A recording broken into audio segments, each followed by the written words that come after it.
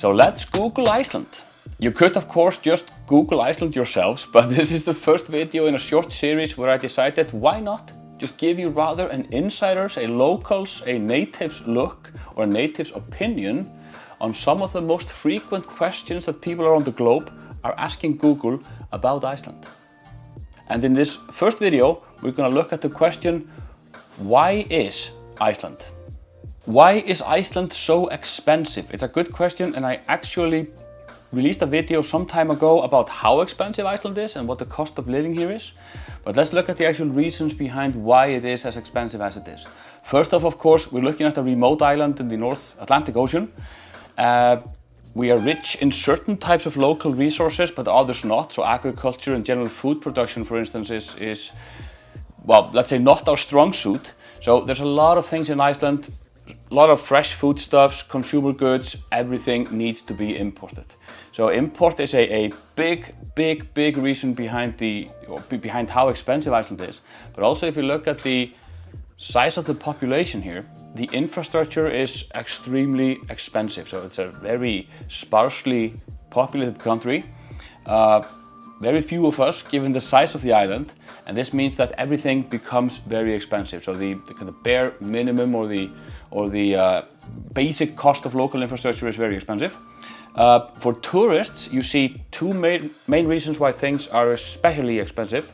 Now we have very fluctuating exchange rates because of the Icelandic krona, which is not the most stable of currencies in the world. And we see a very sad behavior in the Icelandic tourism industry, which is a gold digging or gold digger kind of behavior, where you see people trying to take advantage of the increase in tourism, so prices really go up. I really should have put in a disclaimer just to make it absolutely clear that these are my opinions and my views, kind of my reflections on these particular questions. I think that becomes apparent when I talked about or became apparent when I talked about the gold digging previously. Next question. Why is Iceland called Iceland? I think most people, or many people at least, have heard the story about Iceland and Greenland, why Greenland is icy and Iceland is green. Maybe some truth to that, but I think that's mainly a myth. I guess the closest we come to this is from some old Icelandic sagas and old manuscripts, which tell of the arrival of Hrafnafloki, Floki of the Ravens, one of the first settlers in Iceland, who arrived here in the 9th century in 800 something. He set foot, he walked across a part of the country. I think he was in the North Country when he entered a fjord, allegedly filled with icebergs, and said that this was the land of ice, named it Iceland. Why is Iceland so windy? I think there's also a question down below which says, why is Iceland so cloudy? And of course the same answer applies to both of these. Iceland sits on a very interesting location on the globe where we see the meeting of cold air, both cold air and cold water currents coming down from the Arctic, meeting warmer currents coming from the south. This creates a very volatile atmosphere in the area, which makes it windy, cloudy, rainy, and ensures that we can never trust any weather forecast for more than 15 to 20 minutes. If you're traveling in Iceland, although I said you can't trust the weather forecast, do make sure to stay safe. Look at weather.is, the local meteorological office's website. There should be an English section in there which posts warning about weather conditions and what kind of precautions people should be taking. It's important to pay close attention. Why is Iceland so rich? I'm not entirely sure what's meant by that. Of course, the standard of living and general salaries in Iceland on a global scale are very high. I think Iceland is somewhere in the top 10 probably in terms of standard of living. This is a relatively recent thing though. I mean, Iceland was pretty much somewhere back in the Middle Ages until World War II, where a lot of the infrastructure here and really the society was boosted a lot by the occupation of Allied forces. Airports were built, the roads were built, and we got this influx of culture and financial support. And this led to, of course, just with the changing world dynamic, a lot more capabilities or options in terms of import and export. And from that point on, Iceland was really catapulted into the modern era. If we look at the current economy though, of course tourism plays a big role, but no matter, I think, how we slice it, we cannot overlook the importance of how much we fish in Iceland and how much of that fish we actually export and sell. Iceland, I got numbers from 2018. Iceland fished 1.2 million tons of fish in 2018, whereas the entire European Union, which is population-wise about 1,000 times larger than Iceland, fished 4.6 tons.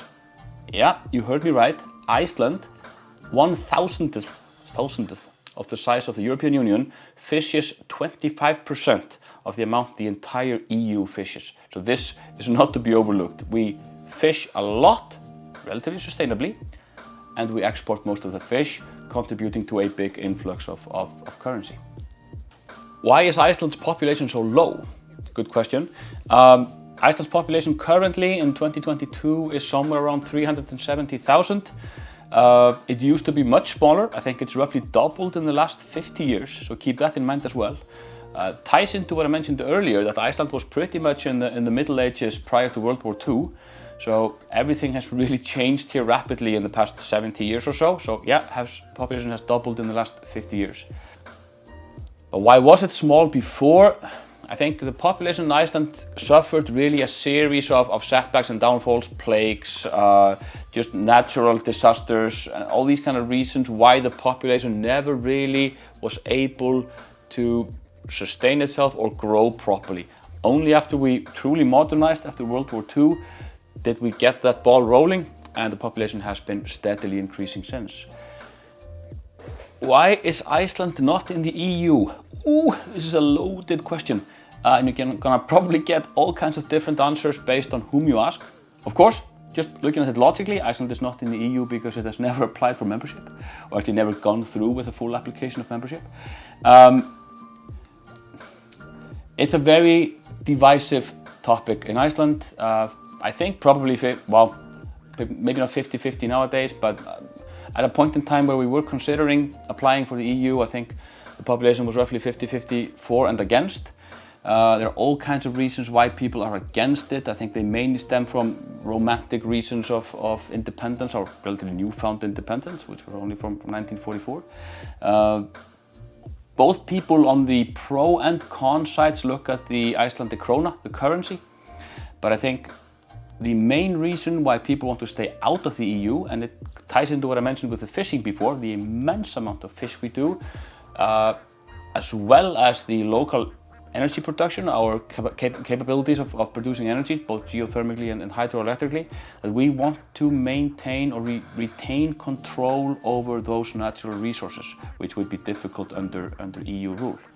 Also, aside from that, Iceland is already a member of the European Economic Area and the Free Trade Association, so I think we already reap most of the benefits of membership.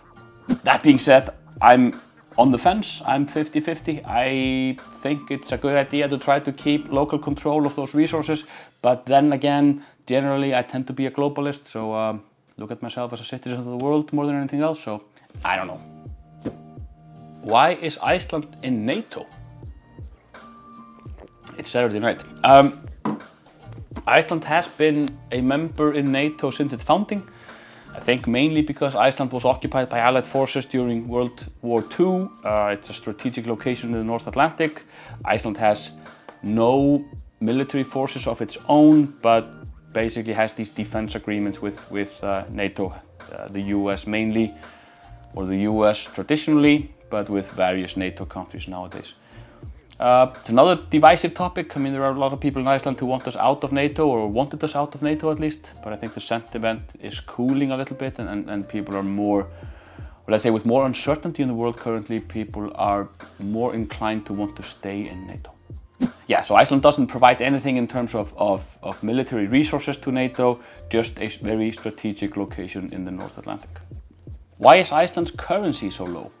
I'm not sure if we're talking about, why the denomination is so low or the exchange rates are so low. I think if we talk about exchange rates, that's, I think we try to keep, well, it's to the benefit of the powers that be in Iceland to try to keep exchange rate. I think exchange rate's relatively low because it's beneficial for an export economy. But it comes down, of course, and is not good for the end consumer in Iceland, but it's not the end consumer in Iceland who controls anything. Why the denomination is low, I'm not entirely sure. I think here we're probably talking about somebody who knows finance or economics probably understands this a lot better than I do. Why do currencies have these various levels of denominations? Why are the euro, the US dollar, and the pound sterling, for instance, roughly at that high same level? I don't know. I think it's probably traditionally just with fluctuations of exchange rates, and yeah, and that's that. It was extremely insightful, wasn't it? Why is Icelandic so difficult to learn? I don't know, even small children here seem to be able to speak it, so it's not that difficult. No. Icelandic is a Indo-Germanic language. It's made complex by complex grammar, by cases of nouns, conjugations of verbs, all these kind of things. So it has those complexities that the other, also more complex Germanic languages have. German, Polish, those kind of languages. Additionally, we do a lot of word compositions, and you can see that in this video where I talk about how to pronounce various site names in Iceland.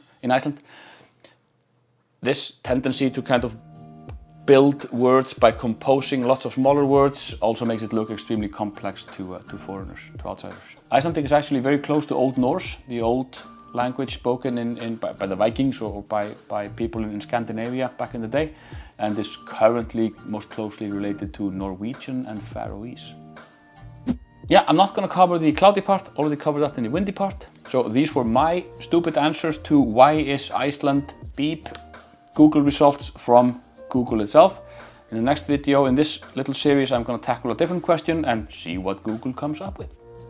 Thanks for watching, and I'll see you in the next one.